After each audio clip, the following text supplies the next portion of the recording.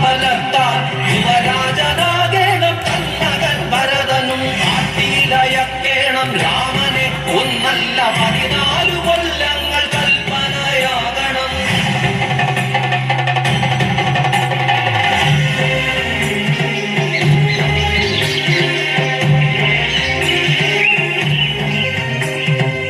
മായകളാലൊരു മാരീചനെത്തുന്നു, മാനായി ദേവിയെ മോഹിതയാക്കുന്നു.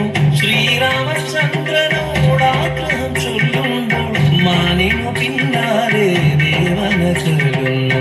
സീതതൻ കൽപ്പന കേട്ടിത ലക്ഷ്മണൻ ജ്യേഷ്ഠനെ തേടി യാത്രയായിടുമ്പോൾ ഭിക്ഷുവായി എത്തിയ മായാവി രാവണൻ സീതയുമായിതാ പുഷ്പവിമാനത്തിൽ. ആകാശമാ